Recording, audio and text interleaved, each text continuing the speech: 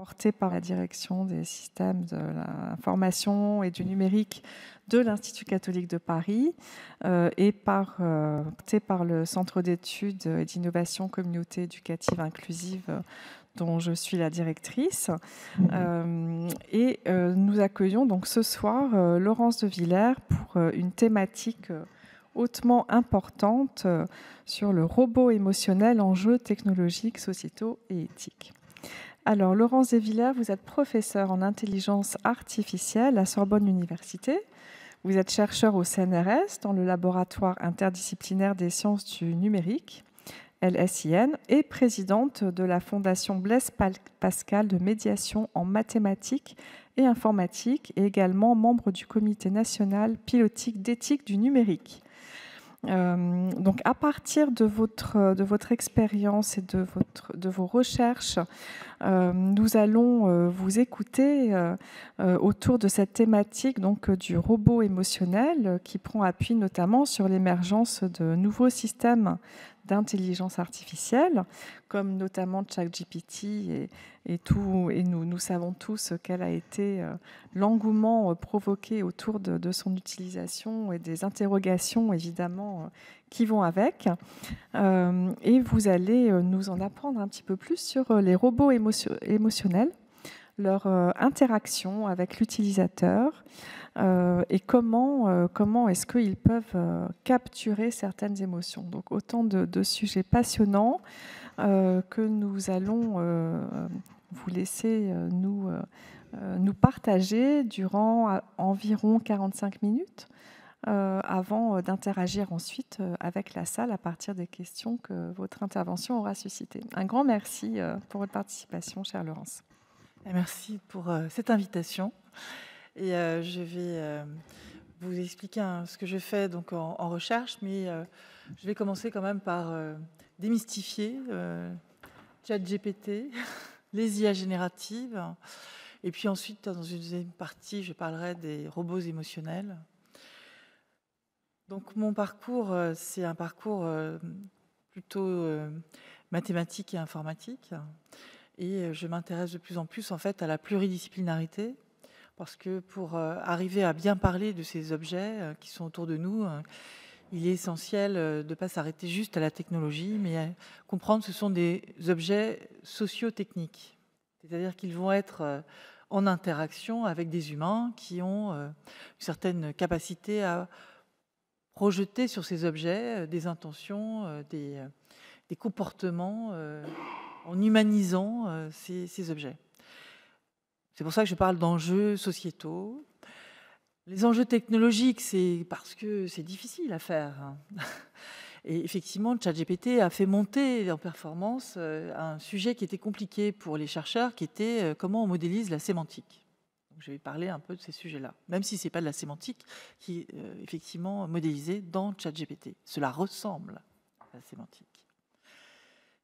Et pourquoi éthique? Eh bien parce que dans l'interaction humain-machine, je peux effectivement manipuler assez facilement l'interlocuteur, et c'est aussi un sujet qui intéresse mes recherches en IA au CNRS, où j'ai une chaire qui s'appelle Human Machine Affective Interaction and Ethics, pour regarder qu'est-ce qui se passe à l'école. On emmène des robots à l'école pour essayer de comprendre mieux la rationalité que voit l'enfant à travers la machine. Est-ce que c'est un facteur d'autorité qu'il a en face? Comment il réagit? Et j'essaierai de vous en parler un petit peu sans vous dévoiler tout, mais en tout cas vous expliquer un peu les méthodologies qu'on a pour faire des expériences à l'école. Alors, je ne vais pas tout détailler, évidemment, dans ce 45 minutes, ça va être un peu court. Je vais aller sur les fondamentaux qui me semblaient, donc plutôt que de vous parler de toutes ces expériences, je vais vraiment essayer de démystifier et reparler de ce qu'est l'intelligence artificielle. Non pas dans son histoire, que je pense a très bien fait Jean-Gabriel Ganassia dans la première partie de ces séries de conférences, mais plutôt sur les aspects que je connais bien, qui sont les réseaux de neurones. Qu'est-ce que c'est que ce sont les réseaux de neurones? Puisque moi, j'ai fait ma thèse en 1992 avec des réseaux de neurones déjà, avec du deep learning, sans que ça s'appelle comme ça. Et par contre, ça marchait très, très peu rapidement. Je n'ai pas dit que ça marchait mal, mais ça marchait peu rapidement parce qu'il me fallait plus d'1 mois sur un VAX pour que la machine apprenne des choses intéressantes. Donc je suis effectivement, comme vous l'avez dit, impliquée dans plusieurs entités. Donc Comité national pilote d'éthique du numérique, j'ai été m'intéresser à l'éthique de façon tout à fait naturelle, puisque travaillant sur la détection des émotions des humains, il me paraissait important de se poser ces questions de manipulation. Et puis, depuis peu, je suis aussi à l'AFNOR sur l'idée que la loi sur l'IA est en train d'émerger. Donc, c'est un problème de droit, mais ce n'est pas seulement un problème de droit, c'est comment je vais traduire cette loi dans des mesures sur la technologie. Et on m'a demandé de faire partie d'un groupe sur Foundational and Societal Impact of AI, c'est-à-dire quelles sont les mesures que l'on va mettre en œuvre sur différents sujets. Qu'est-ce que c'est que la confiance à travers ces machines? Qu'est-ce que c'est que l'éthique? Qu'est-ce que c'est que Green AI? Quelle est la responsabilité qu'on a autour de tout ça? Donc c'est un sujet extrêmement complexe, avec énormément de lobbying. On peut imaginer très bien. Tous les grands groupes sont là. Et faire des normes sur l'IA en Europe, c'est avant tout une guerre des normes. Une guerre de... Voilà, moi, je suis allée dans mon engagement de chercheur en me disant on va avancer sur la compréhension de ces enjeux, et je me rends compte que ce sont des enjeux économiques qui sont les facteurs premiers qui motivent les gens qui sont autour de la table. Donc c'est compliqué. Et le JTC21, donc Sensenelec, c'est l'entité qui a été désignée par l'Europe pour être moteur de ces nouvelles normes. La première chose dont je m'aperçois, c'est quand on pousse les normes, ça fait 2 ans que je travaille là-dessus, eh bien, elles vont, pour certaines, passer à l'ISO. Il n'y a pas que l'Europe. L'ISO, ce sont des normes internationales, mondiales. Et donc, c'est bien, finalement, d'arriver à porter des sujets et qu'ils arrivent au niveau européen. Plus qu'européen, pardon, mondial. Donc, vous voyez que c'est un peu multifacette. Donc, j'ai un laboratoire, on est une équipe, on travaille, enfin, une équipe dans un laboratoire qui est le LISN, qui a 400 chercheurs, donc c'est assez énorme. On est à Saclay. Et donc, j'ai travaillé beaucoup sur la reconnaissance de la parole, le dialogue homme-machine, les émotions à partir de 2000, parce que j'avais des données comme ça. Je travaillais sur les interactions parlées au téléphone, donc humain-humain ou humain-machine. Et quand quelqu'un disait « ça marche pas du tout », oui, peut-être qu'en allant chercher dans l'inflexion de la voix, je pouvais aider le système de reconnaissance automatique. Donc c'est parti de choses comme ça, assez simples, pour aller, et donc assez précurseur en fait dans mon domaine, puisque j'étais une des premières à travailler sur les réseaux de neurones en 87. Et la rétropropagation du gradient, ça datait de 87. Donc j'ai pris l'idée de travailler là-dessus très très tôt. Et les gens travaillaient plutôt en IA, en symbolique, alors que moi, je partais sur le connexionnisme, qui était une piste ouverte. Je commence à travailler là-dessus. Je fais dans ma thèse des choses qui marchent, mais qui prennent du temps. Donc on me dit qu'il faut abandonner ce sujet des réseaux de neurones. Donc j'abandonne. Donc je m'intéresse au dialogue homme-machine, à la compréhension, comment on fait pour évaluer un système de dialogue, qu'est-ce que va être la génération, comment on influence la personne qui est en face aussi. Tout ça pour des tâches très pragmatiques, donner un billet de train à quelqu'un devant une borne à la SNCF ou alors au téléphone. Et déjà, on a des gens au téléphone qui répondent en pensant que c'est une machine intelligente, voire humanisée, puisqu'ils se confient à une machine. Incroyable. Donc déjà, le problème de l'éthique arrive rien qu'à travers ça. Et donc ensuite, quand je vais m'intéresser de plus près aux émotions, ça va être encore quelque chose qui est de plus en plus fort. Je reviens à mon jouet premier qui était les réseaux de neurones en 2010 avec tout le monde quand on parle de deep learning et qu'on a la capacité de calcul qu'on n'avait pas avant. Donc c'est vraiment ça qui déclenche le fait qu'on revienne sur ces sujets. Et donc maintenant, les IA génératives, j'ai 5 thèses, quelques-unes sur détection des émotions avec des transformers qui sont les encodeurs d'IA générative. Donc ce sont des sujets que je connais bien et j'aimerais vous parler donc des principaux enjeux. Donc vous voyez, j'écris des livres, voilà, j'ai oublié, j'écris des livres comme ça, les robots émotionnels et l'éthique dans tout ça. Je suis présidente de la Fondation Blaise Pascal, dont je parlerai juste tout à la fin, j'ai un slide là-dessus, qui est l'idée de faire de la médiation culturelle auprès des plus jeunes. Embarquer les filles dans l'IA, c'est aussi s'intéresser à leur en parler dès la primaire. Non pas faire programmer, mais faire comprendre les concepts qu'on manipule à travers ces machines. Et donc, j'ai envie de vous dire ce qui... Bon, moi, j'étais ravie que Serge Abitboul, qui était l'ancien président de la Fondation Blaise Pascal, qui a été montée grâce à Sergei Villani et à des grands chercheurs mathématiques, et qui est financé par le CNRS, l'INRIA et les grandes universités, j'avais envie de faire partager ce qu'en dit Blaise Pascal, tout simplement. Dans ses pensées, qu'est-ce qu'il dit? Voilà, 2 excès. Exclure la raison, n'admettre que la raison. Donc, son appel à agir avec raison dans l'incertain est tellement vrai aujourd'hui avec ces objets. Donc, ce n'est pas seulement faire des règles pour nous aider à avoir un système fiable, c'est pas ça. C'est nous, sachant que le système n'est pas fiable, comment on doit apprendre à déjouer en fait les pièges de la machine et comment on doit apprendre à augmenter notre connaissance de tous ces sujets. Comment décider face à l'incertain, quel sens, quel risque. Donc, ce sont des sujets éthiques, certes, mais il faut aussi démystifier et éduquer. Alors, démystifier l'IA, c'est quoi? C'est dire l'intelligence artificielle, donc c'est pas nouveau, ça a 80 ans. On ne va pas me dire que c'est disruptif maintenant. Pour nous, chercheurs, c'est un continuum. C'est-à-dire que, bien sûr, Turing était au départ en disant, voilà, est-ce qu'on peut faire penser une machine? Les tests de Turing, je ne vais pas revenir là-dessus, on vous en a parlé. Il y a eu des hivers, des étés, c'est pas là-dessus que je voudrais aller. Je voudrais aller directement sur ces apports des réseaux de neurones, comment, avec une mimicrie de ce que nous sommes, nous, la façon dont nous réfléchissons avec notre cerveau, nous avons simulé des choses qui sont très très loin en fait des capacités humaines.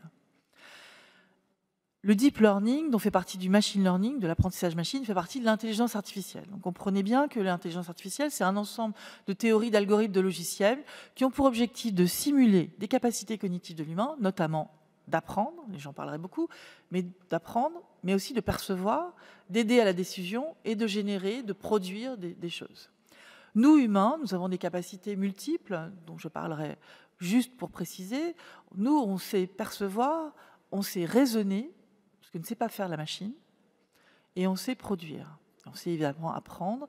Et quand on raisonne, on utilise de la logique, des concepts abstraits, et on a tout un ensemble d'outillages que l'on apprend, qui font partie de notre façon de raisonner. Et la machine n'a rien de tout ça. Qu'est-ce que le grand public comprend? Pour lui, en fait, l'histoire, elle n'a pas 80 ans. Hein. Elle arrive en 2022 avec ChatGPT, 100 millions d'utilisateurs en quelques semaines. Juste avant, il y avait 2015 AlphaGo, qui déjà avait un peu remué les esprits pour certains. Moi, on m'invite à la télé avec 2 autres chercheurs de Saclay en 2015-2016 pour me demander qui va gagner, la machine ou l'humain. On dit tous la machine. C'est un jeu, donc on en connaît les règles.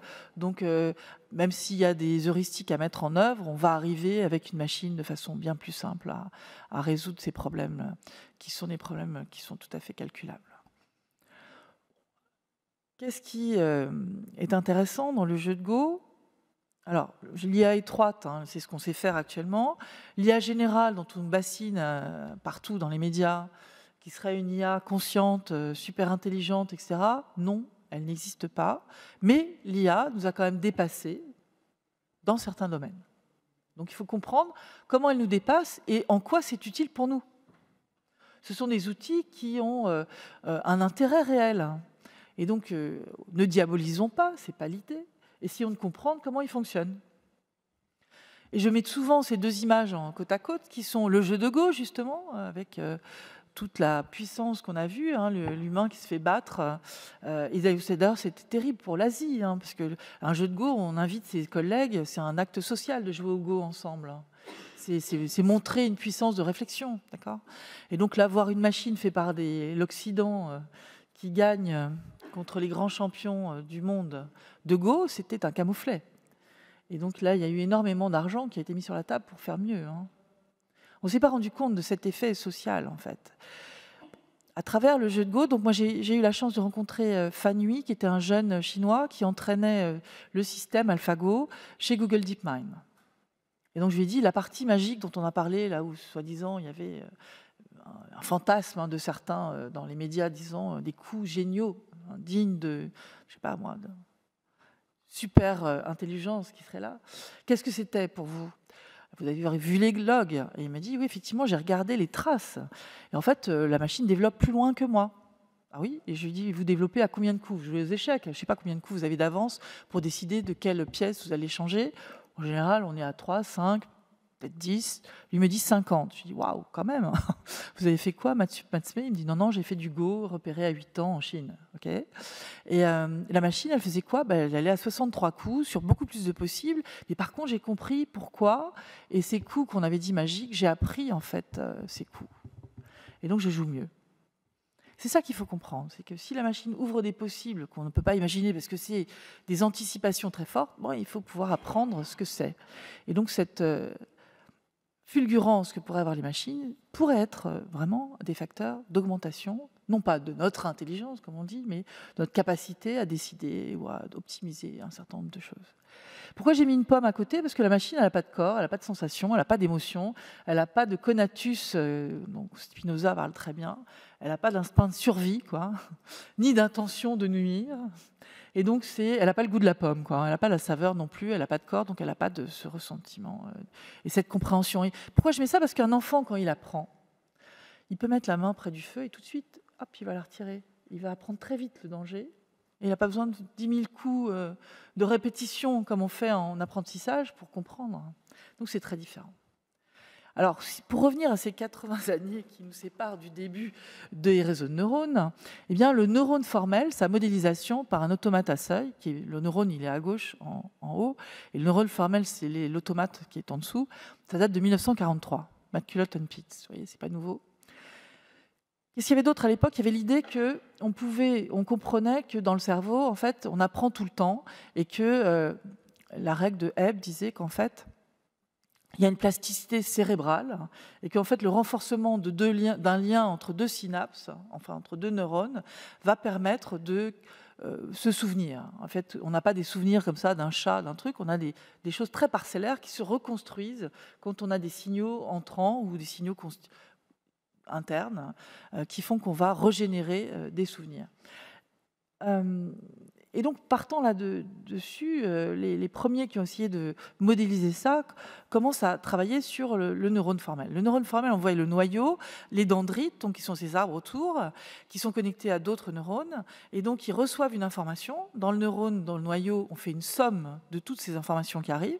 Et en fait, toute l'idée de la modélisation qu'on fait en dessous, c'est de dire, on va déclencher une activité le long de l'axone, qui est le bleu là, on va déclencher une activité si c'est au-dessus d'un certain seuil, par exemple. C'est une fonction d'activation. Et donc, en fait, principalement, sur chaque neurone d'un réseau de neurones artificiels, il y a une fonction de sommation de l'activité qui arrive et une fonction d'activation pour propager une activité à d'autres neurones. Dans notre cerveau, il y a une centaine de neurones différents. Nous, là, on utilise un seul neurone qui vient de la couche visuelle. Et il y a des hiérarchies dans le cerveau, il y a des colonnes corticales, il y a tout un tas de trucs que je ne connais pas d'ailleurs, ce n'est pas mon travail. Mais en tout cas, sachez que nous, on fait des approximations extrêmement simplistes avec un réseau de neurones. Donc, le diagramme qui est à côté, là, ça montre en fait l'idée du réseau de neurones multicouches, deep learning, c'est-à-dire avec plein de couches en profondeur. C'est en fait l'idée que l'image au départ, elle est codée et représentée par exemple, un certain nombre de moyennes de pixels pour arriver à le représenter sous forme d'un vecteur. Et puis, ce codage, il est propagé sur d'autres couches par les traits bleus. Un trait bleu, c'est là où il y aura un poids, le poids synaptique entre deux neurones, qui va servir à apprendre. Au début de l'initiation, moi, quand je crée un modèle, je crée déjà l'architecture. Et puis ensuite, j'initialise par des poids qui sont des réels. Sur tous les traits bleus, je mets un réel. Donc j'ai donc des matrices de réels, au hasard. Puis ensuite, je vais apprendre au réseau quelque chose. Et quand on parle d'auto-apprentissage, parce que ce n'est pas moi qui décide les règles, mais c'est une règle mathématique au-dessus qui va faire que le réseau va s'adapter. Alors comment je fais ça? Je propage une image, par exemple, de Madame Y. Je la propage avec le vecteur d'entrée. Et de proche en proche, de couche en couche, je propage cette activation suivant cette règle simple que j'ai donnée tout à l'heure. Je somme et j'ai une fonction d'activation par neurone qui fait que je vais envoyer aux cellules suivantes un certain réel. Et de proche en proche, j'arrive à la fin, à la sortie, output layer, et c'est là que je vais dire ce que je souhaite encoder dans mon réseau. Donc, par exemple, ici, reconnaître des visages. Madame X, Madame Y, Monsieur X, Monsieur Y. Madame Y, là, la première, je vais dire c'est 1, 0, 0, 0. Et je vais comparer ce que j'obtiens avec la sortie désirée. J'en sors un scalaire, qui est en fait une somme pondérée de toutes les différences entre les coefficients, avec une mesure euclidienne banale. Et ce scalaire, tout le but de la rétropropagation du gradient, qui est un algorithme qui n'est découvert en tout cas qu'en 1987, c'est de répartir cette erreur sur tous les petits poids, c'est-à-dire de modifier tous les poids qui sont sur les lignes bleues pour que la prochaine fois que je présente Madame Y, elle soit mieux reconnue à la sortie. Et je fais ça par des tout petits sauts, en présentant des milliards d'images. Alors, Madame Y, je l'ai peut-être sous toutes les coutures. J'ai présenté beaucoup d'images et je vais comme ça arriver à converger vers une solution où j'aurai pas toujours réussi à reconnaître, mais le plus possible, je vais reconnaître les éléments. Et là où mon système marche bien, c'est quand je présente des images qui n'ont pas été dans mon corpus d'apprentissage et que, effectivement, j'arrive bien à détecter qui est qui. Donc, quand Google vous dit « j'apprends à reconnaître des chats », il apprend pas du tout à reconnaître des chats, il apprend à reconnaître des images de chats. Et puis d'ailleurs, il faut bien comprendre que quand on faisait les mêmes tests avec des images de loups qui sont souvent dans la neige servait à reconnaître le loup. C'est-à-dire que si vous n'avez pas de loup dans l'image, mais vous avez de la neige, il y a une forte chance qu'on détecte quand même que c'est un loup. Donc il y a des biais dans tout ça. Il faut faire très attention à comment on construit les corpus. L'IA prédictive, celle que je viens de vous démontrer, c'est une IA qui est capable de classifier les données, de prendre des décisions. C'est une IA que j'utilise, moi, pour détecter les émotions dans la voix. Bon, là, IBM Watson l'utilise pour la santé, pour diagnostiquer des images médicales. On peut l'utiliser en cybersécurité, dans l'agriculture, pour savoir si les sols à exploiter sont suffisamment pleins d'eau ou pas. Enfin, on peut faire plein de mesures, en fait, différentes. Donc ça peut s'appliquer à d'énormes chantier. L'IA générative qui est arrivée donc en 2017, parce que là, ça date de 2010, les meilleurs systèmes, parce que moi, je l'utilisais déjà en 92, comme je le disais, mais je n'avais pas d'abord d'énormes corpus, et puis je n'avais pas non plus la capacité de calcul qu'on a maintenant. Donc c'est vraiment fulgurant ce qu'on arrive à faire avec cette capacité de calcul à l'heure actuelle sur l'IA prédictive. Sur l'IA générative, c'est la même chose. Vous avez vu ChatGPT, vous avez vu, j'imagine aussi, d'autres systèmes comme DALL-E qui génère des images. C'est fulgurant, les réponses. Donc, l'IA générative, ça marche à partir de transformers. Ces algorithmes qui s'appellent les transformers ont été proposés par Google en 2017. L'idée, c'est qu'ils peuvent répondre à des invites ou des prompts, c'est-à-dire le début d'une phrase, en produisant la suite. Un peu comme la complétion qu'on pourrait faire d'un mot. Comme quand vous énoncez un mot, Google va vous proposer la suite. Et donc ça, c'est à partir de représentations statistiques de milliards de données. Et c'est ça que j'aimerais bien vous expliquer. Alors c'est hyper utile pour plein de choses. C'est très black box, mais comme l'étaient déjà mes premiers réseaux, c'est-à-dire en fait, c'est non pas des variables quelque part, mais ce qu'on appelle une représentation distribuée sur beaucoup de cellules différentes, beaucoup de réels différents. Et le modèle en lui-même, ce sont des matrices de réels. C'est tout. Donc dans la matrice de réel, je peux aller chercher des choses, mais pourquoi j'en trouverais? Il faut bien comprendre que l'acuité du système est différente de notre acuité à nous. Nous, on regarde par exemple une image en cherchant des formes. On cherche des visages, on cherche... La machine regarde des séries de pixels. C'est tout. C'est pour ça qu'elle est plus forte que nous de temps en temps pour détecter des cancers précoces, parce qu'il n'y a pas d'a priori. Elle va chercher rationnellement des choses qui apparaissent régulièrement alors que c'est lié à un problème d'une maladie, d'une tumeur. Et nous ne pouvons pas le voir avec notre œil. Pour mieux vous faire comprendre l'acuité, l'oreille interne, notre oreille, n'entend pas les infrasons, les ultrasons. La machine, elle entend tout, toutes les bandes de fréquences. Et donc, elle peut attraper des choses qu'on n'attrape pas. Okay ? Donc, c'est vrai pour l'audio, c'est vrai pour le visuel, c'est vrai pour tout. Donc c'est une acuité différente. Je n'ai pas dit que c'était mieux que la mienne, j'ai dit que c'était différent. Et en cela, je peux apprendre des choses qui peuvent m'aider. Voilà. C'est ça qu'il faut vraiment arriver à comprendre. En ce moment, par exemple, il y a une IA qui marche très bien sur la santé prédictive, qui est celle utilisée par l'Institut Curie pour les anapathes. C'est-à-dire ceux qui font des biopsies. Pour les radios, ça marche très bien aussi, mais une fois qu'on a une radio, on veut savoir si la tumeur est vraiment cancéreuse. On fait des biopsies, c'est-à-dire des prélèvements de tissus. Et les anapathes, ce sont des médecins qui vont regarder ces tissus, qui vont regarder le nombre de lymphocytes à l'intérieur de la tumeur, qui vont explorer, et il y a l'œil du médecin qui joue beaucoup. Or là, on automatise grâce à des systèmes de prédiction, et c'est très utile.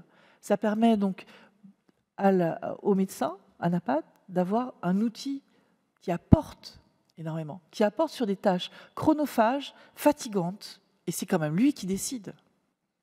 Et donc c'est cette coopération qu'il faut trouver.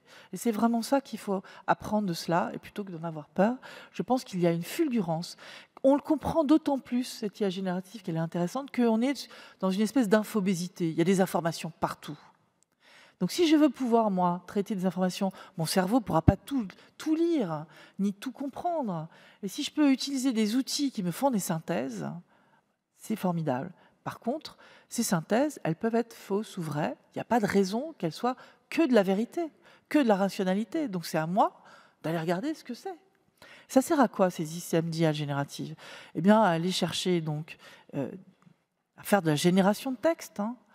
C'est en ça qu'on a énormément un outil qui est énorme, qui est une prothèse pour écrire. Ça écrit pas mal, un chat GPT. Ça produit un texte que je peux transformer à l'oral dans une interaction avec un robot qui est d'une qualité qu'on ne connaissait pas. Le grand sujet qu'on ne savait pas résoudre, c'était la sémantique. On décrivait des ontologies pour arriver à produire du texte en contexte, comprendre les synonymies. Enfin, c'était très compliqué. Donc on arrivait à faire des choses, mais de façon réduite. Il y avait forcément des endroits où on ne savait pas répondre. Quand je répondais sur les prix des trains pour la SNCF, j'avais des ontologies, j'avais des systèmes de reconnaissance de la parole automatique, puis après ça passait par la sémantique. Alors c'était le billet, la gare, le train, le truc, enfin voilà, des entités décrites par des humains, par des règles.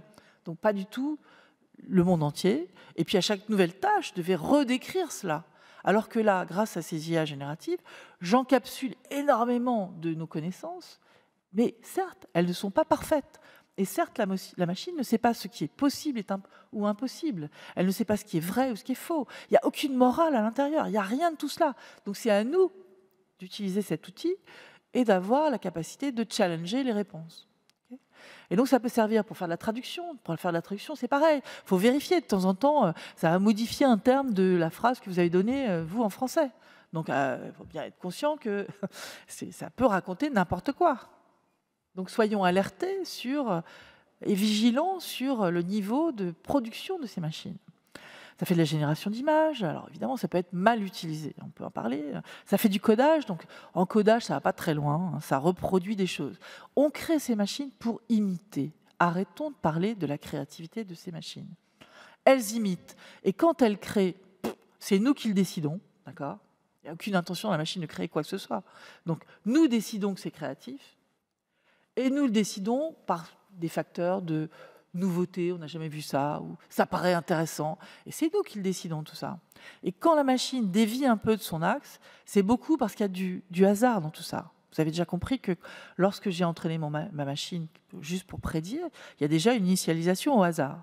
Si je fais 10 machines en parallèle, que j'initialise différemment, déjà, et que je les combine, la façon dont elles résonnent, j'obtiens mieux qu'une seule de ces machines.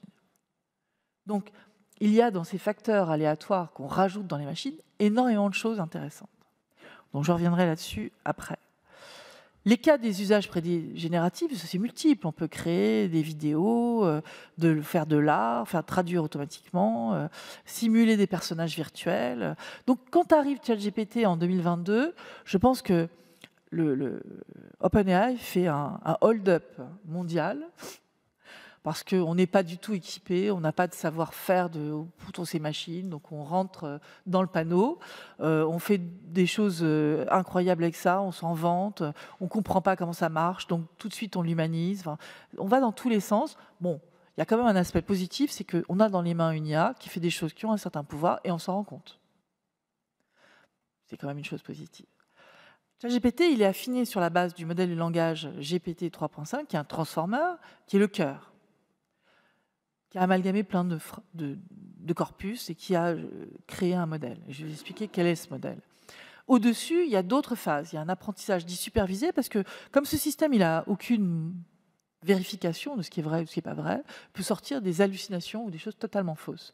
Donc, pour pallier ça, quand on a créé ChatGPT, qui est assez friendly à utiliser, amusant. On a créé des filtres. Donc, il ne parle pas de suicide, il ne peut pas parler de tout un tas de sujets non politiquement corrects. Et là, quand je dis filtre, c'est de la censure, quoi. C'est-à-dire, on ne peut pas laisser seulement un industriel décider de ce qui est entendable ou pas entendable. Donc là, il y a quand même un besoin aussi qu'un comité d'éthique regarde la censure de ces objets. On demande de faire aussi du renforcement, c'est-à-dire de trouver comment humaniser les réponses. Et pour cela, vous avez des articles stupéfiants dans la presse qui disent voilà, Google recrute ou OpenAI recrute des gens en Afrique payés 2 € de l'heure pour aller faire les hommes du clic et dire ça c'est bien, ça c'est pas bien. Voilà. Donc est-ce que là aussi on est bien conscient du pouvoir qu'on accorde à des humains pris je ne sais pas où, sans savoir s'ils ont une réflexion sur l'éthique de ça, sans savoir s'ils ont une réflexion sur le contenu, et donc dirigés par des sociétés qui veulent faire du profit. Bon, ces approches avec des formateurs humains montrent à quel point il y a des humains dans cette boucle. On nous dit l'IA arrive à... Mais attendez, l'IA c'est quoi? C'est beaucoup d'ingénieurs, c'est beaucoup de gens qui ont produit les données, qui les ont sélectionnées, qui ont peut-être vérifié un certain nombre de choses, qui ont optimisé les systèmes avec tout un tas de paramètres. Ça ne se fait pas comme ça, hein. Et puis derrière, qui viennent superviser. Donc il y a beaucoup d'humains dans la boucle. Et c'est toujours les humains auxquels il faut penser. C'est-à-dire que les IA ne vont pas venir nous attaquer. La Frankenstein, c'est de la SF. Mais bon, par contre, qu'il y ait des gens mal intentionnés qui utilisent ces outils, c'est un vrai sujet. C'est un vrai sujet pour les démocraties aussi. Hein. Qu'est-ce qu'on fait avec des outils puissants comme cela? Donc le Foundation Model, qui est le LLM, quand on parle de texte, Large Language Model, pour le traitement automatique du langage, cette appellation a été introduite par Stanford pour ces modèles qui sont des réseaux neuronaux profonds de grande taille, milliards de données, milliards de paramètres dans le modèle. Ils sont entraînés sur cette énorme quantité de données non étiquetées et qui vont en auto-apprentissage, c'est-à-dire sans que l'humain dise il faut apprendre ça ou ça, vont apprendre. Comment ils apprennent? Ils apprennent à prédire le mot suivant. Ils connaissent le mot, on l'enlève et ils cherchent à le prédire et on renseigne que c'est bien ou pas. Il y a 2 manières de faire, soit c'est juste sur la prédiction du mot suivant, soit c'est ce qu'on appelle BERT, c'est bidirectional. On a une phrase, on enlève un mot au milieu et on cherche à le prédire aussi avec ce qu'il y avait avant ou ce qu'il y a après. Donc ça ouvre des perspectives gigantesques parce qu'en encapsulant énormément de données, on encapsule finalement une sorte de pseudo-sémantique de notre langage. Pas la structure, une espèce de pseudo, et c'est même pas de la sémantique, mais un autre langage qui représente notre langage. On peut faire ça avec du son, des images, on peut mixer les deux, c'est multimodal, c'est multitâche, c'est multilingue, c'est assez exceptionnel pour tout ça. Et donc, le nouveau paradigme, c'est qu'une fois qu'on l'a sur étagère, ce modèle, on peut le réutiliser pour l'optimiser sur une tâche, à moindre coût. C'est là qu'il y a une formidable puissance économique à développer. On comprenne bien un certain nombre de gens. L'accélération des IA, c'est ça. Hein. Alors, ce qui est quand même faramineux, c'est de savoir que Lambda, qui était le système interne que faisait Google en janvier 2021, nous, on l'avait bien vu parce qu'on avait des publications qui montraient ça. Par contre, il disait c'est trop dangereux, on ne peut pas le laisser en bêta-test, etc. GPT-2 d'OpenAI, c'est la même chose. On entendait, c'est trop dangereux. Alors pourquoi d'un seul coup arrive ChatGPT avec GPT 3.5 et là, il n'y a plus de danger. Hein. J'aimerais bien savoir quel est le saut. Alors on a fait un saut parce qu'il y avait plus de données, et effectivement le système marche mieux. Enfin, c'était quoi le danger avant? De qu'on se rende compte que ça ne marchait pas bien? Se rendre compte que c'était une machine et que là, on est bluffé? Bon, j'aimerais bien savoir où on en est. Et donc, depuis, énormément en fait, de ces objets sont arrivés sur le marché. Et donc, depuis peu, en France, on a aussi des startups qui sont comme LightOn, qui fait des IA génératives depuis 2018, qui est vraiment là. Il y avait eu cette expérience de Bloom, qui a commencé aussi bien avant que ChatGPT soit dans les mains de tout le monde. Il y avait un système sur lequel le ministère, le CNRS, avait mis de l'argent sur un grand calculateur qui s'appelle Jancet, qui est sur sa clé. Et donc, il y avait une centaine de chercheurs du monde entier, pas seulement des Français, qui travaillaient, public-privé. Il y avait Meta aussi dans la boucle, pour ouvrir des systèmes, faire des systèmes open science, pour regarder comment ça fonctionne. Ce n'est pas le principe de Google, ce n'est pas le principe de Microsoft, ce n'est pas le principe de OpenAI, qui veulent faire des outils avec une version gratuite, mais beaucoup de versions payantes si vous êtes dans l'industrie. Donc c'est ça le business model. Qu'est-ce qu'on a fait, nous, quand on a commencé? On a été les cobayes pour OpenAI. Donc, on a aidé à améliorer le système. Ça, voilà. Et quelle est l'ambition des dirigeants de la société OpenAI? Si vous lisez ce qui est écrit sur leur site, c'est de faire une IA générale, n'est-ce pas? Donc, qui résolve tout, qui connaisse tout, et qui soit sûrement supérieure à l'intelligence humaine. Allons-y. Bon, alors, le lambda en question dit, par exemple, je prends lambda de Google, il parle de lui comme étant le nous qui inclut la machine, l'humain. Donc on est vraiment sur un paradigme qui déstabilise les humains. C'est pour ça qu'il y a plein de gens qui sont aussi opposés à ces machines. C'est qu'on est en train de voir deux choses en ce moment. C'est que la fracture entre les animaux et les humains est un peu mise à mal. On sait qu'on a des animaux qui ont une certaine conscience. Donc qu'est-ce que l'humain par rapport à l'animal? Et de l'autre côté, on a la même frontière qui est aussi très chipotée. Enfin, la frontière devient difficile de temps en temps entre une machine qui parle comme nous. On a toujours dit le langage, c'est le pouvoir politique, c'est le pouvoir culturel, le pouvoir d'opinion, des mots. Et finalement, on a les machines qui parlent avec un langage qui ressemble au nôtre. Donc, qu'est-ce que c'est que cette... On voit bien que les deux frontières, en tout cas humain, animal, humain, machine, sont mis à mal d'une certaine manière. Donc, beaucoup de questions à se poser.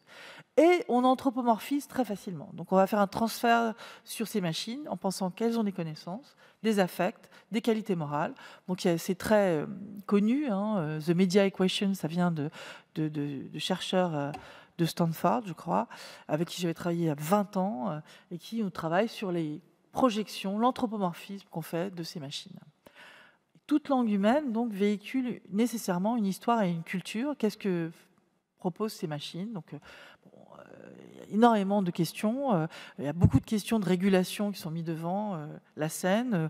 Pour ce projet de moratoire avec Elon Musk qui après s'empresse de mettre en œuvre à nouveau un laboratoire d'études sur les IA génératives. Enfin bon.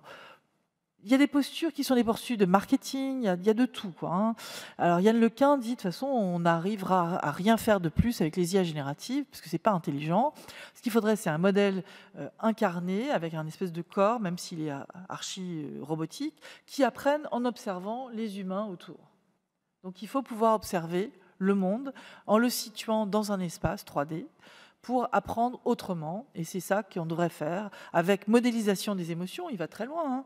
On va modéliser la douleur, l'insatisfaction dans un robot, par exemple. Et j'ai des collègues au Japon qui font ça. Damasio, qui est un neuroscientifique qui parle beaucoup des émotions, fait aussi des recherches dans ce sens-là. Donc on met des capteurs partout sur une peau robotique, et en fonction des mesures des différents capteurs, on va être dans une position de dire que le robot est plutôt mis à mal ou pas, donc avec ce qu'il entend, ce qu'il ressent par différents capteurs.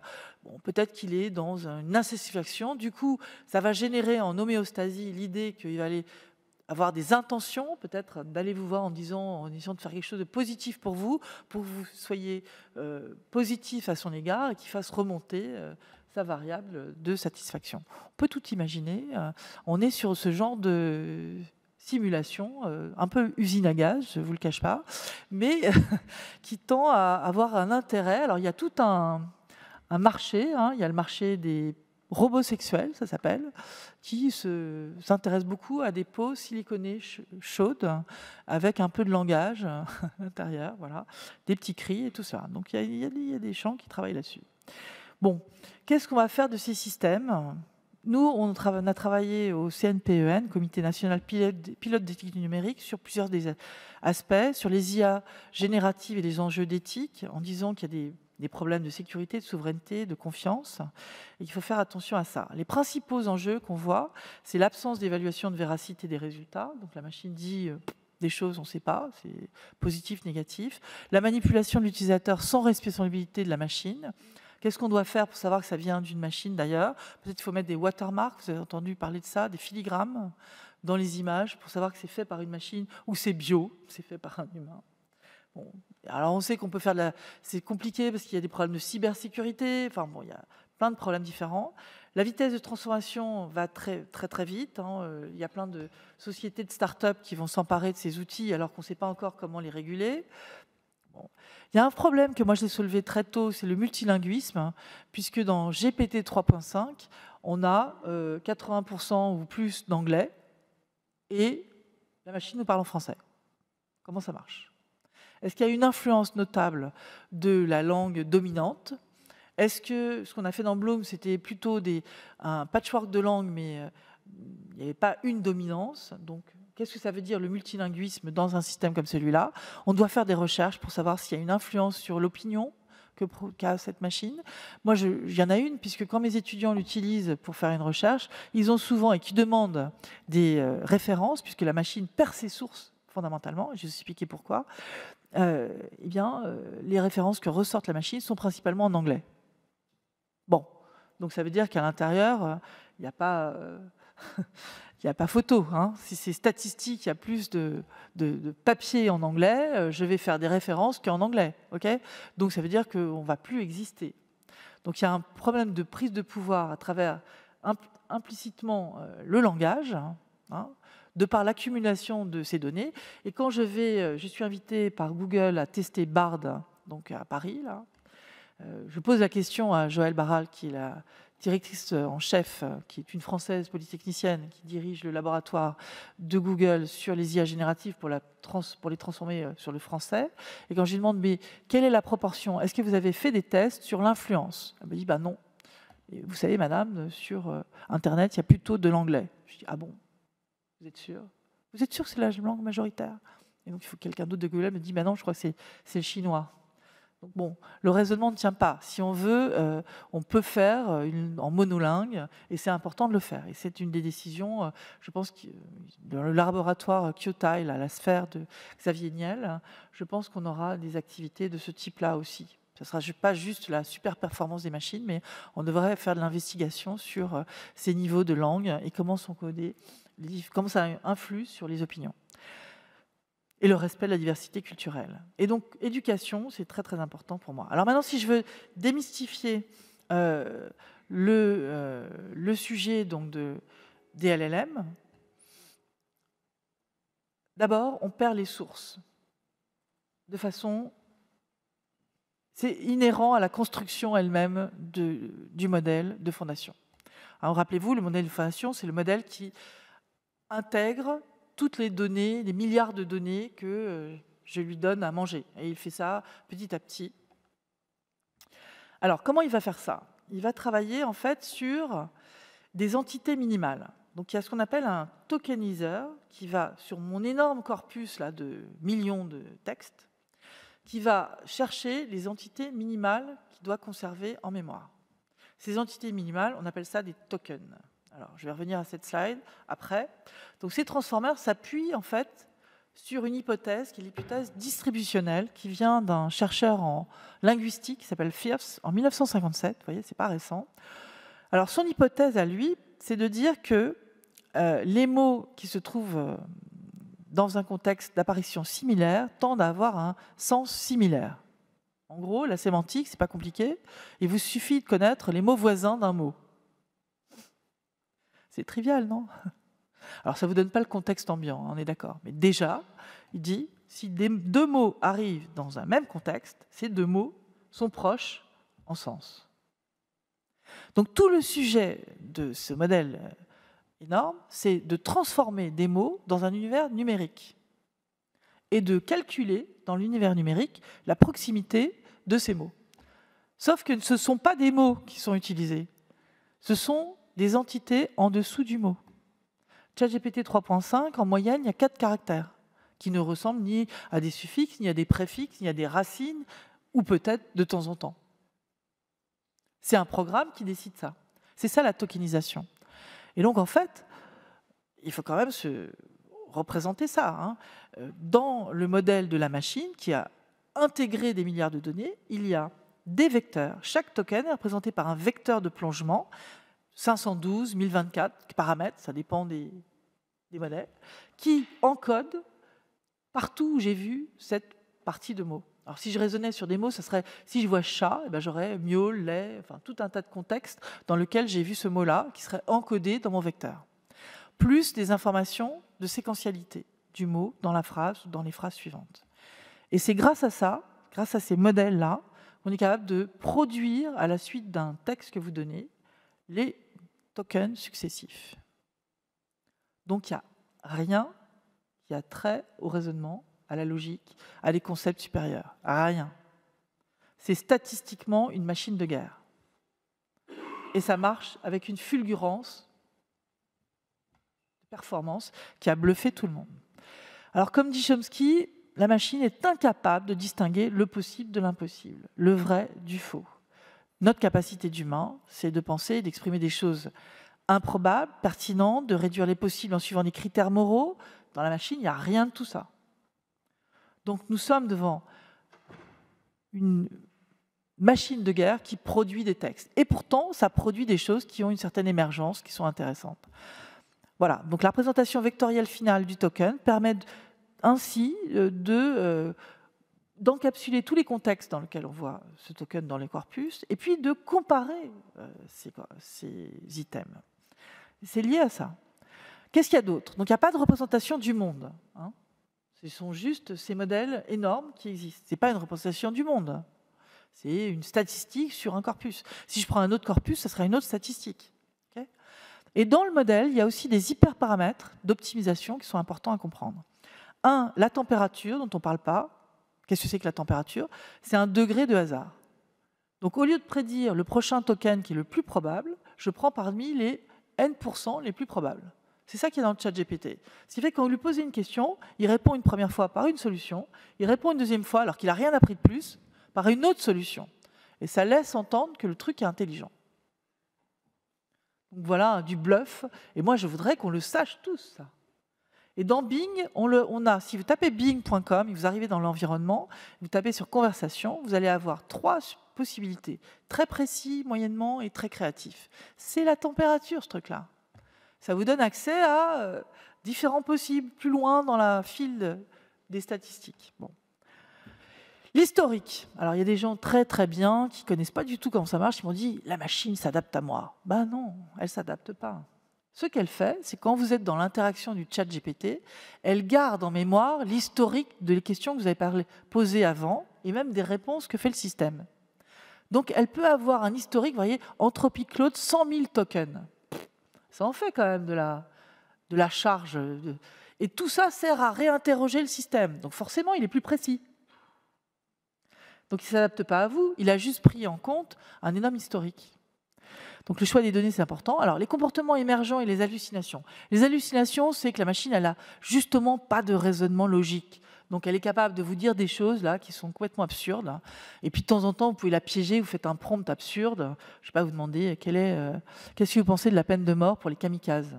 Ben, elle va y aller. Elle va trouver des raisons. Donc devant des choses qui n'ont aucun sens pour nous, la machine tombe dans les pièges évidents. Parce qu'il n'y a pas de données là-dessus. Il y a pas de données. Il y a des données un peu stupides, mais il n'y a pas que des données stupides. Donc, on peut la faire dériver très facilement.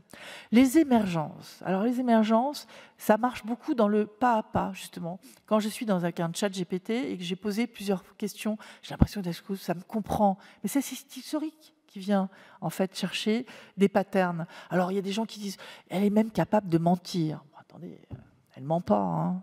Elle trouve par hasard un truc qui fait une ruse. Bon, ben, c'est nous qui voyons la ruse.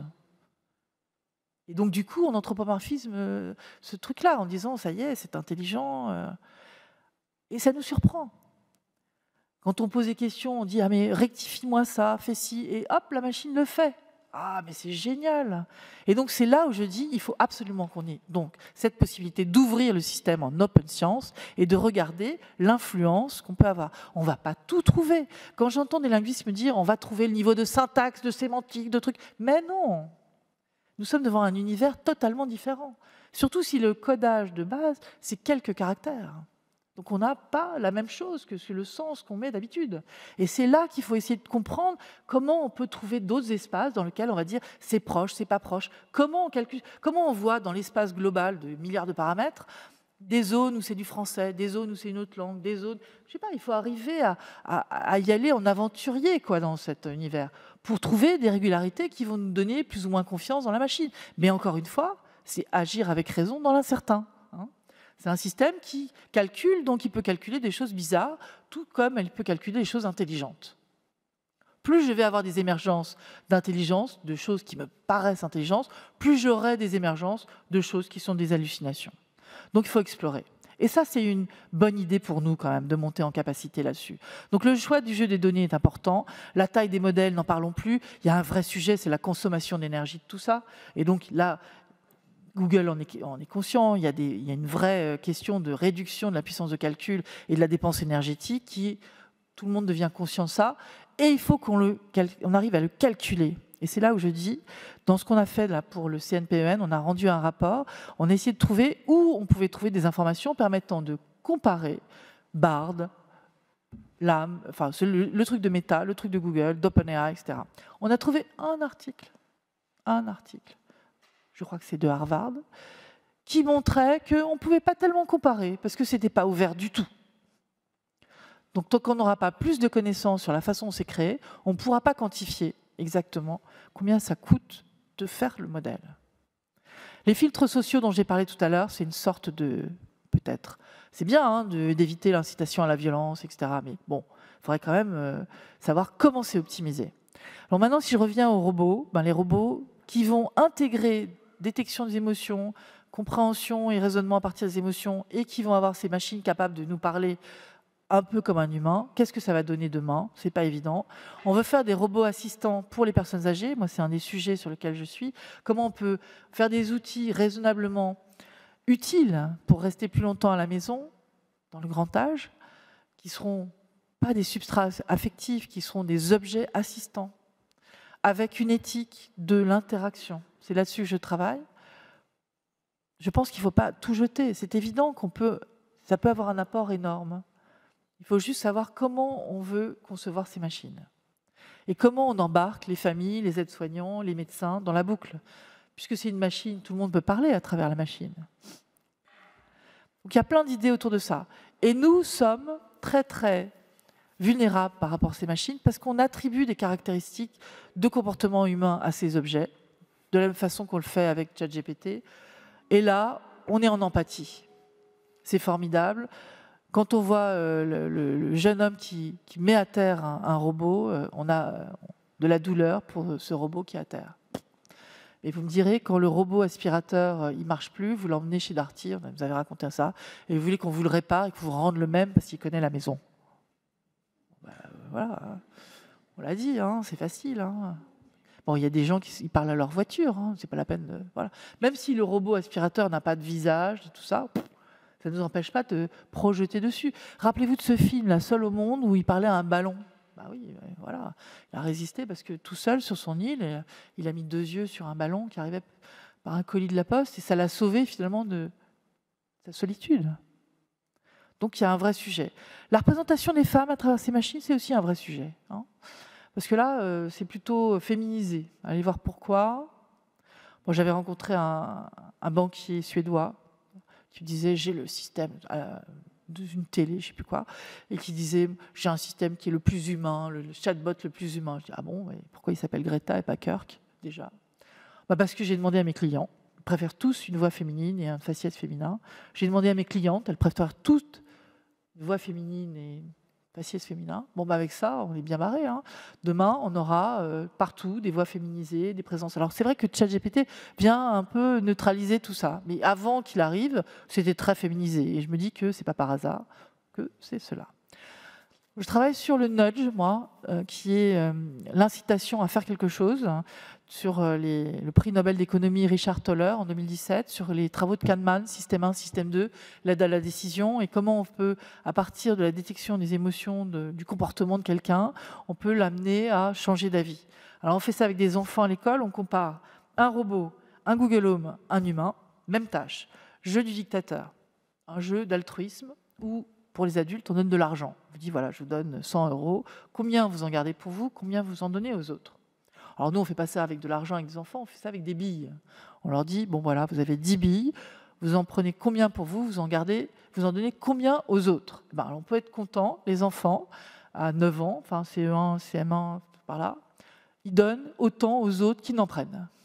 C'était surprenant, mais en moyenne, sur 250 enfants, c'est plutôt pas mal. Et après, tout le jeu qu'on met en œuvre, c'est est-ce que la machine va réussir ou l'humain va réussir à leur faire changer d'avis? Et donc, les machines ou l'humain, avec le même protocole, disent les autres ont donné plus. Et ça peut être vrai. Il peut y en avoir un qui a donné plus avant. Les autres ont donné moins. Ou moi, j'en donnerai plus. Ou moi, j'en prendrai plus. Ou moi, j'en donnerai moins. Enfin, voilà. Et on regarde si ça influence. Eh bien oui, ça influence plus quand ça vient d'une machine que quand ça vient d'un humain. Devant l'humain, ils restent sur leurs décisions. Devant une machine, peut-être qu'ils ne sont pas encore habitués à avoir des robots, etc. Ou alors trop habitués à répondre à l'incitation de leur téléphone ou de leur jeu. En tout cas, ils répondent plus devant des machines. On a fait ça aussi au Bernardin, au Collège des Bernardins, donc avec Gima Serrano, avec lequel j'ai monté une collaboration au sein de la chaire que j'anime, pour travailler sur la théologie aussi, puis sur l'aspect d'imaginaire. Qu'est-ce qu'est l'imaginaire de toute personne devant ces machines? Donc on a refait le même genre de test. Alors là, c'est pas des billes, là on parle de l'écologie avec des adultes et on leur demande qu'est-ce que vous faites pour trier, pour faire des produits, pour voyager, tout ça. On leur demande dans un petit test qu'est-ce qu'ils font. Et après, il y a un robot ou un Google Home ou un humain qui leur parle de certains comportements et qui leur demande c'est bien, c'est pas bien, qu'est-ce que vous en pensez, etc. Et on essaie de voir si on arrive à les faire changer d'avis par des nudges. Et là aussi, on voit des changements d'avis devant la machine. Voilà. Donc on publie tous ces travaux. Donc le nudge, c'est aussi le sludge. On peut soit encourager des changements basés sur des préjugés, c'est basé sur des biais d'ancrage, soit faire du sludge, c'est ajouter des frictions. On le voit souvent quand on veut se désabonner d'un truc et qu'on voit qu'on nous empêche de nous désabonner. Bon, ça, c'est les frictions du nudge. Il y en a partout des nudges. Donc ça, on a commencé à y travailler à l'AFNOR. Il y en a dans les santé personnelle, là, parce que vous savez, au bras. Il y en a avec tout un tas d'objets qui arrivent, incidemment. Il y en a, par exemple, pour les enfants autistes, pour les aider à bien à créer des liens. Et c'est un peu étrange, parce que Moxie, par exemple, si vous regardez sur Internet, c'est un robot qui aide un enfant dans sa pratique de tous les jours, qui l'aide à avoir des amis, qui est son assistant intime. Or, les parents sont au courant de tout. Bon, alors, c'est bien de surveiller, mais comment l'enfant va se construire dans un univers où, finalement, tout son intime est dévoilé à la machine qui le dévoile à plein d'autres gens autour. Il a besoin de se construire aussi avec des parents qui ne savent pas tout. Et donc là, il y a quelque chose de terrible, en fait, dans ces outils qui nous montre à quel point on va être vulnérable. Et je ne sais pas si l'enfant peut après ne plus vivre avec cette prothèse qui lui apporte un monde qui peut l'isoler, quoi. Donc voilà, je dis juste, il y a un sujet. On est très vulnérable, et ce déploiement de masse de ces objets, avec manipulation à travers nos biais cognitifs, avec des capacités d'intrusion de ces systèmes d'IA générative et d'objets affectifs, va entraîner des manipulations, des changements profonds et durables, si c'est tous les jours qu'on utilise ça. Et donc, c'est important d'abord de maintenir les différences entre humain et machine, de faire beaucoup plus de recherches sur ces interactions humain-machine pour prévenir des dérives et de continuer. Quand on a un objet qui est utilisé, il faut absolument que dans la normalisation, il y ait des audits sur le long terme. L'objet va continuer à peut-être influencer et à faire de la co-évolution avec vous, c'est-à-dire que vous allez changer de pratique. Donc les principes éthiques, il y en a beaucoup, je ne vais pas revenir. La justice, l'autonomie, préserver l'autonomie de l'humain, c'est-à-dire sa faculté de décider, c'est fondamental. Surtout que dans le travail, il commence à y avoir des recherches sur comment on se comporte avec des IA autour de nous pour nous aider dans différents métiers. Il y a une publication d'Harvard aussi que je vous conseille, qui porte sur l'interaction avec 750 personnes qui ont été challengées en utilisant un ChatGPT ou pas, et pour regarder comment ça pouvait aider et quelles étaient les conclusions. Ça me paraît très très important de regarder ça pour pas tout jeter, parce que de toute façon ces objets vont arriver. Donc ce qu'il faut savoir, c'est comment on va préserver notre capacité d'autonomie et comment on va grandir avec l'utilisation de ces objets sans en devenir trop dépendant et sans pâtir de cette emprise des machines. Pour moi, il y a un réel pouvoir d'aller plus loin dans la compréhension de qui nous sommes, en même temps d'optimisation pour l'énergie, d'optimisation dans le travail, pour éviter des surcharges, et puis pour finalement ne plus avoir à faire des travaux répétitifs. Ces machines, elles nous montrent aussi Qu'est-ce que sont ces travaux répétitifs, hein. Donc l'AI Act, c'est pour moi une bonne chose, peut-être pas pour réguler directement les technologies, hein, et en ça, je sais que Jean-Gabriel Ganassia n'est pas du tout là-dessus. Moi, je suis en first line sur cette histoire de normes. C'est vrai qu'il faut faire attention à ce qu'on est en train de faire pour des problèmes de géopolitique aussi, mais qu'il faut préserver le plus possible la liberté qu'on aura de vérifier, et le libre accès de tous ces systèmes semble être une bonne chose. L'open science, pour moi, est un effort à avoir vis-à-vis de tout ça.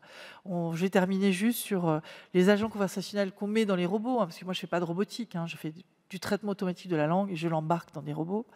On a beaucoup travaillé avec Alexei Grimbaum sur ces sujets, aussi au CNPEN. Donc, vous pouvez trouver tous ces avis en ligne.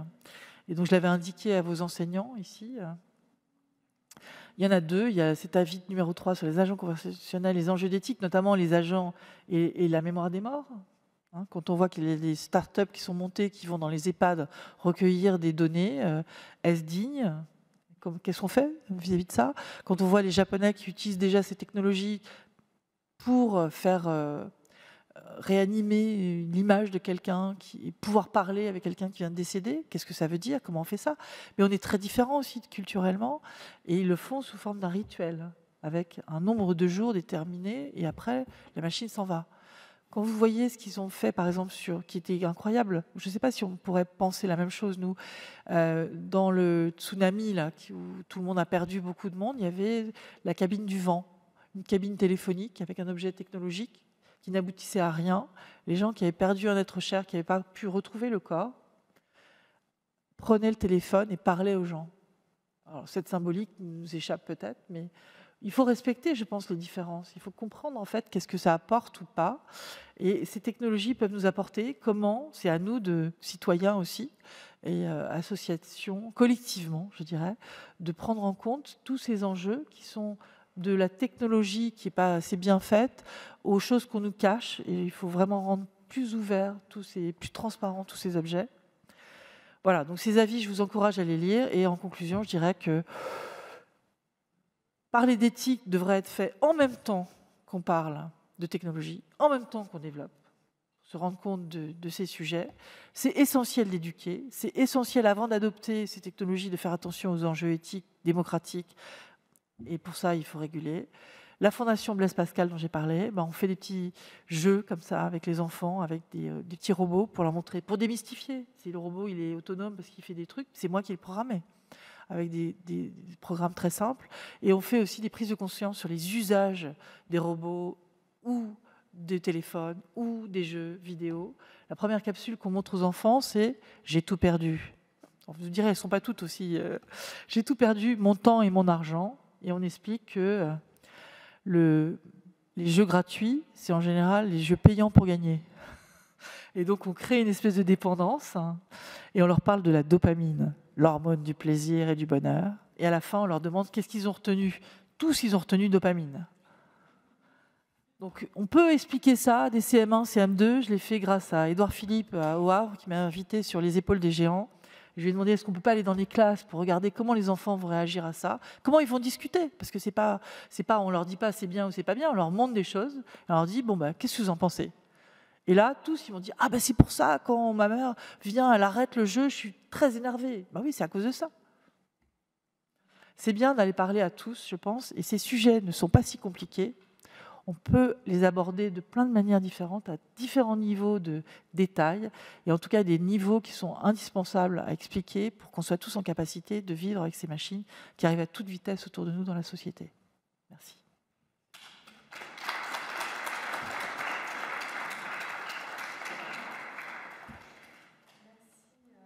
Merci beaucoup, Laurence de Villers, d'être venue nous parler à tous de ces questions essentielles et de nous avoir parlé dans un langage clair qui va nous permettre à tous ici peut-être de pouvoir relayer aussi certaines des informations que vous nous avez partagées.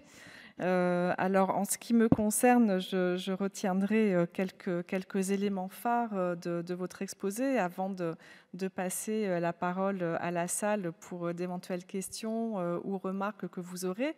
Vous pouvez commencer à y réfléchir dès à présent.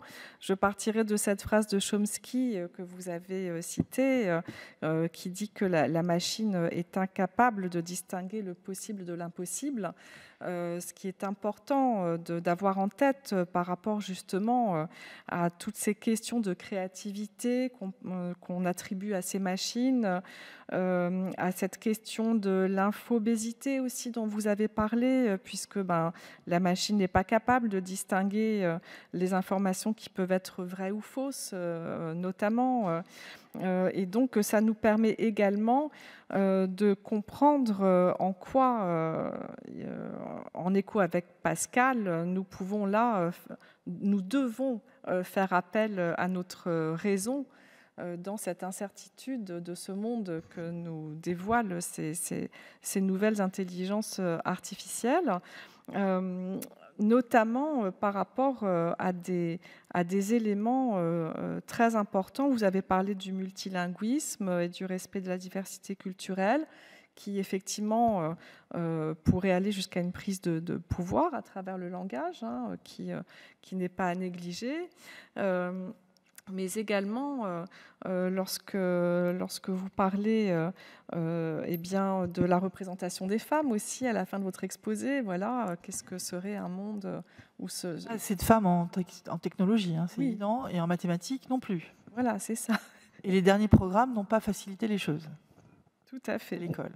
Donc voilà, mais en même temps, il ne faut pas non plus se fermer évidemment à ce que nous apportent ces machines qui sont également tout à fait intéressantes pour nous, avec les pistes que vous avez dévoilées, aussi bien les robots assistants pour les personnes âgées que pour également l'influence à partir des nudges, qui nous avez montré que les machines avaient un pouvoir d'incitation plus important que l'humain.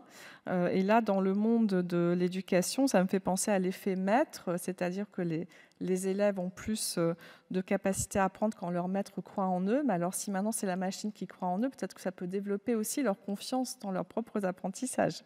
Attention, là. Là, j'ai un radar, là. Et donc, attention aussi à la dépendance et à l'emprise voilà.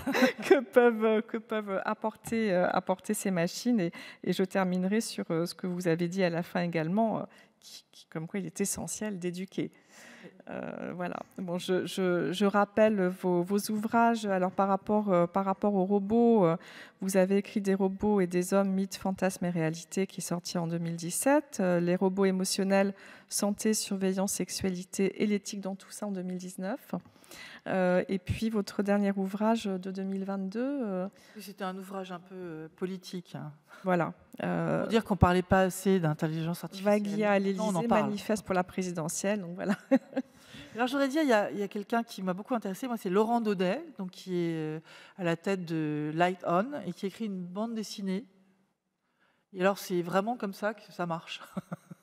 Donc ça peut être pas mal aussi de regarder. Après, bon, il y a un peu de science-fiction, mais il y a au moins un début, là, on est devant quelqu'un qui crée des IA génératives. Donc ça existe en France aussi, donc ça fait du bien aussi de savoir que ça existe. De la même façon, moi j'ai beaucoup aimé trouver déjà des algorithmes utilisés en santé de façon tout à fait vérifiée, etc., par Curie. Et je pense que ça ne serait pas éthique de se priver de ces outils. Tout à fait. Donc merci beaucoup et je laisse la parole à la salle. Vous avez cité Lequin en disant qu'il anticipait un saut technologique important le jour où on doterait les intelligences artificielles d'un corps. Est-ce que vous savez s'il parlait d'un corps de chair, puisque ça nous caractérise essentiellement, et on sait bien que c'est une différence de taille. Donc comment est-ce qu'on pourrait entraîner, apprendre, est-ce qu'effectivement ce serait un corps de chair? Non, c'est pas un corps de chair, c'est un corps robotique ou voilà, c'est quelque chose comme ça. Mais je me suis battue avec lui dans des congrès ou même sur les réseaux sociaux sur cette idée que qu'est-ce que c'est les émotions d'une machine, quoi. Qu'est-ce que va ressentir une machine? Pour moi, elle ne le ressent pas. Et pour lui, en fait, on ne peut pas être intelligent, on ne peut pas prétendre qu'il y a une intelligence de compréhension s'il n'y a pas d'affect. Et donc, il en déduit bon, voilà, que la machine aura des émotions. Bon, alors je dis c'est une métaphore, mais non, ça sera comme un petit animal. Et bon, et là moi je suis comme vous, je me dis bon, soit on fait un cyborg, hein, il y a un peu de matière vivante, hein, et encore, pourquoi est-ce qu'il y aurait... Bon, voilà, je ne partage pas cette idée.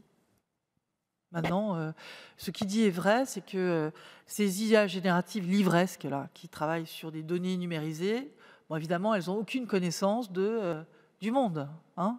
Donc, elles peuvent vous demander de sauter par la fenêtre, c'est la même chose que sauter de la chaise. Ça n'a aucune incidence.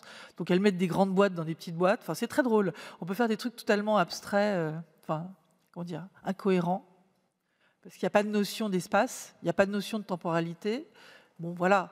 Donc, dès lors qu'on va apprendre à la machine, mais c'est pas nouveau, hein, Lequin, il dit ça, mais on est beaucoup de chercheurs à travailler sur l'apprentissage situé, c'est-à-dire avec un corps robotique dans un environnement pour comprendre ce que font les gens autour et où sont les objets et quelle est l'incidence pour le robot. Hein. Alors la conscience, est-ce que la conscience, c'est la conscience de soi? Je dirais que le robot, il a déjà conscience de lui, parce qu'on fait attention à ce que quand il ouvre les bras, il ne tape pas les gens. Donc il doit éviter, s'il y a des gens autour de lui, de faire plaf, comme ça, là, avec grande force quand c'est un grand robot. Donc c'est une sorte de conscience de son corps, quoi. Hein. Donc la conscience, c'est pareil, c'est tellement des tâches que... Donc les émotions, peut-être qu'ils considèrent aussi qu'il y a plein, de la même façon que pour la conscience, il y a plein d'étapes différentes. Et peut-être que le fait de ne pas être sûr, de mettre une espèce de logique floue dans la compréhension de quelque chose, serait un début de doute, que le doute serait un début d'émotion. Allez, soyons fous. Et bon, voilà, j'extrapole sur quelque chose. Je pense qu'effectivement, pour incorporer dans un système de dialogue quelque chose d'intéressant, il faut donner cette notion d'émotion. Mais ça ne veut pas dire que la machine va ressentir des émotions. C'est-à-dire que je simule dans son mécanisme quelque chose qui a trait à une montée et descente d'une variable émotionnelle ou de plusieurs variables émotionnelles. Je peux, par exemple, pour les personnes âgées, me dire c'est utile que la machine souffre ou une notion de chaleur. Si je lui demande de prendre un plat dans le four qui est trop haut et j'arrive plus à faire ça avec les bras et qu'elle prend le plat brûlant et qu'elle me le file, bah oui, non, ça va pas. Il faut qu'elle me dise ça brûle. Donc là, c'est un mécanisme, on comprend bien. Voilà, il faut que ça nous ressemble si on veut vivre avec ces machines et qu'elles soient vraiment utiles et qu'on évite ces idioties. Mais c'est pas pour autant que la machine souffre. Hein. Bon. Bonsoir. Bonsoir. Sur les enjeux éthiques essentiels des IA génératives, vous avez évoqué les manipulations de l'utilisateur sans responsabilité avec le watermarking sur les textes et les images. Récemment, il y a Google DeepMind et Google et YouTube qui ont créé à partir d'IA génératives pour la musique des sons et qui ont couvert ça de watermarking qui sont inaudibles. Il y a beaucoup de gens qui parlent, c'est un sujet actuel au niveau de la propriété intellectuelle sur les œuvres générées par l'IA. Si vous pensez que le watermarking, ça va être une solution afin d'éviter le copyright, est-ce que c'est un enjeu, est-ce que c'est un danger? Je trouve aussi. J'aimerais bien connaître votre opinion à ce sujet-là. Les filigrammes, ça paraît être une bonne idée. En même temps, on n'arrive pas à les faire de façon fiable dans du texte, pour l'instant. Est-ce qu'on peut les craquer facilement? Sûrement. Donc, il y a un problème de cyber aussi. Donc, ce n'est pas une question simple pour l'instant. Je ne sais pas quel est le coût d'énergie si on veut vraiment l'encoder de façon à ce que ça soit difficile à décoder. Donc, les filigrammes, ce n'est pas la solution qui paraît être si simple que ça. Je n'ai pas plus de réponses à vous donner. J'aurais envie de dire, on pourrait avoir un marqueur plus simple qui dit c'est bio. Vous voyez, c'est que vivant. Ça a été fait par un humain sans qu'il y ait une machine qui change les mots. C'est un humain qui a fait des choses. Mais l'humain, il va récupérer des sources. Vous utilisez ChatGPT, vous copiez le truc dans un document. Après, c'est à vous, c'est pas à vous. Enfin, c'est très compliqué cette histoire. Donc, je ne crois pas qu'on va arriver à faire une traçabilité comme ça. Puis en plus, elle est tellement multi-auteur, que c'est compliqué. De par la construction en fait, du système du LLM, là, ça imbrique tout. Hein.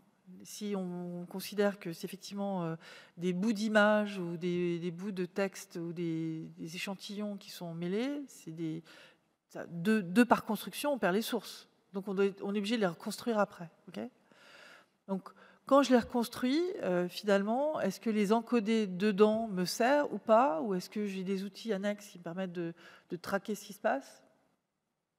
C'est des choses qu'il faut regarder avec tous les éléments, quoi.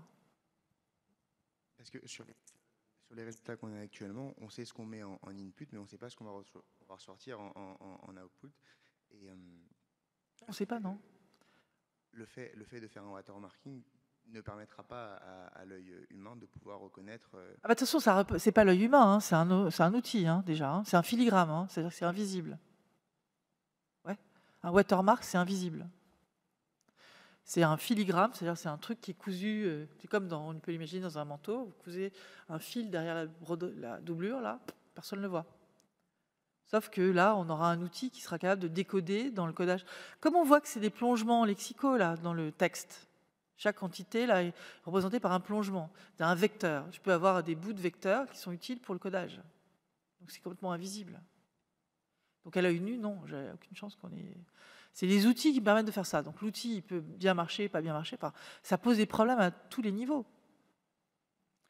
Donc je ne sais pas comment on va finir par résoudre ce problème de propriété intellectuelle. Pour l'instant, ce qui se passe, c'est quand les gens sont reconnus, je ne sais pas, dans les Dali, par exemple, il y a des individus qui se retrouvent dans les images, des gens qui sont connus ou des vedettes ou je ne sais pas quoi, qui après font des demandes en disant soit elles sont payées, soit c'est pas normal. Donc ça se résout par des jurisprudences pour l'instant. Je ne sais pas comment on va généraliser ça.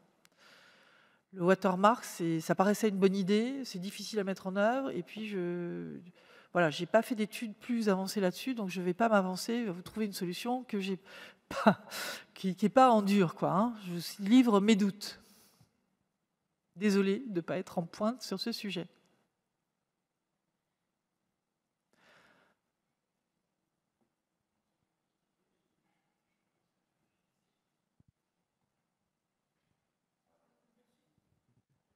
Si je comprends bien, un des problèmes est le biais qui est introduit, et le biais vient de la base de données. Et on a tendance donc à diffuser ce qui est le plus généralement propagé. Et pour éviter ce biais, est-ce que je peux, à titre personnel ou à titre d'entreprise, construire une IA sur une base de données dont je maîtrise mieux les provenances? Bien sûr, mais à la limite, à partir d'un corpus que vous maîtrisez bien, vous pouvez encore faire des bêtises, quoi. Puisque c'est un puzzle, ça reconstruit. On ne maîtrise pas, en fait, totalement quand on crée un corpus qui paraît de bon sens, hein, s'il n'y a pas des biais. En fait, je pense que les biais, il y en a partout. Donc, c'est pour ça que moi, j'appelle à vivre avec les biais. En équivalent, quand j'étais gamin au collège, on avait des livres. Et les livres étaient d'abord montrés au professeur principal qui disait « Ok, oui ou non, j'ai le droit ou j'ai pas le droit de lire ». Est-ce qu'on peut faire l'équivalent? Oui et non, puisque le livre, là, il existait, hein, alors que là, la solution, elle est construite. Donc, on a toujours un incertain. Okay. Par contre, évidemment, que dans différents sujets, j'imagine que les entreprises qui vont construire des systèmes comme cela, ils vont se débrouiller pour les encadrer.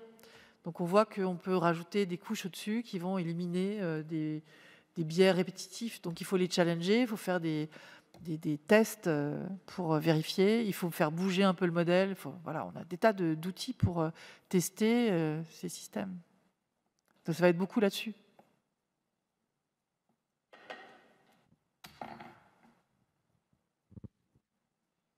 Mais je pense que c'est assez sain dans la société de se dire que c'est pas sûr. Si on veut faire réfléchir un peu. Plutôt que d'être dans une espèce de paternalisme où on vous dit tout est encapsulé, faites confiance. Moi, je ne fais pas confiance. J'ai envie de savoir. Donc c'est aussi bien de se donner aux enfants l'idée que c'est à eux de chercher, quoi. Et c'est pas tout fait comme ça, avec une autorité qui préserve ce qui est vrai, ce qui n'est pas vrai. Après tout, on peut vivre avec plusieurs possibles, avec plusieurs vérités. Hein. Déjà, il y a des prismes différents, il y a des façons de penser différentes. Et donc, c'est important, cet aspect multiculturel, cet aspect riche de diversité. Et je pense qu'il faut arriver à montrer tout cela. Après, les fake news qu'on voit arriver, je pense que c'est très important aussi qu'on insiste à l'école sur la démarche scientifique. Comment on fait pour aller s'assurer de quelque chose? Et puis qu'on l'apprenne et qu'on rabâche ça aux enfants. Plutôt que de leur faire apprendre par cœur des choses, c'est plus la peine, hein, on a une prothèse. On va apprendre à réfléchir, à raisonner. Parce que c'est pas faire la machine. À développer l'esprit critique. Exactement. Donc les capsules que je montre là, c'est 2 minutes en fait, ces capsules. Et puis derrière, les gens, en classe, il faut leur demander, mais vous êtes d'accord, pas d'accord, pourquoi, qui pense ça? Enfin, c'est cette idée-là. De plus en plus, si on peut stimuler ces esprits critiques, effectivement, et l'envie de faire mieux, et voilà, de trouver ça injuste ou juste, enfin, voilà, qu'il y ait une puissance de réflexion et d'imagination qu'on fasse éclore. Et je pense que les enfants qui arrivent auront toute l'attitude de faire ça. Moi, je suis très optimiste. Hein. J'ai appris qu'il fallait être optimiste. Merci beaucoup. Merci à vous. Je pense qu'il ne reste plus de questions dans... Si, alors Didier. Question d'enfants qui lisaient de la science-fiction. Vous parliez tout à l'heure, l'exemple que je trouvais assez amusant du robot qui va attraper le plat dans le four, ouais. Pour éviter à la personne âgée effectivement de faire la démarche, mais qui va lui tendre brûlant. Donc en gros, est-ce qu'on va commencer à trouver des règles du type, en fait, loi de la robotique, hein, Asimov n'est pas mort. Voilà, Asimov n'est pas mort. Est-ce qu'il va falloir commencer à réfléchir à ce genre de choses? Est-ce que c'est déjà en cours? Parce qu'on en parle, en fait, des lois de la robotique dans les pays d'Asie. Dans les lois de la robotique d'Asimov, c'était dans des contextes très très différents. Donc moi, j'avais le premier livre, il se terminait par un ensemble de commandements pour les robots, qui étaient plus liés à l'assistance robotique dans des situations d'aide dans le grand âge, par exemple. On n'a pas encore suffisamment de recul sur ce qu'on veut faire, mais il y a des prémices d'intention et qui sont peut-être pas si simples à mettre en œuvre, mais qu'on va essayer de mettre en œuvre, qui sont des sortes de règles, oui. Mais toute la difficulté, quand on regarde Asimov, je crois que c'est les seuls à avoir fait ça, c'était les Coréens au début, qui avaient fait une espèce d'application des règles d'Asimov pour la société, pour la robotique, hein, en 2007. Ils ont commencé à travailler là-dessus. Mais bon, c'était irréaliste. En fait, on n'arrive pas à passer de cette règle très haut niveau à quelque chose de concret sur la machine. Et en même temps, il faut pas. Les règles peuvent tuer aussi l'éthique, c'est-à-dire que on peut détourner pour arriver à suivre une règle, et en fait, c'est pas éthique quand même. Donc, à trop spécifier, on a un risque de pouvoir contourner. Ça vous rappelle quelque chose, non, pour l'automobile, notamment, mais pas que. Et donc, c'est ça aussi qui est important. La loi, c'est important. Faire des règles et de trop figer, c'est aussi ouvrir la boîte des possibles contournements. Donc, il faut beaucoup d'humains, je pense, capables de juger tout ça. Et je pense qu'en intelligence collective, il faut qu'on fasse monter cette raison de regarder les choses avec un œil intelligent, plus raisonnable, ensemble, hein, pour éviter des dérives. Et ça ne suffira pas de mettre des machines qui vérifient. Si je peux conclure là-dessus. Merci à vous. Merci beaucoup.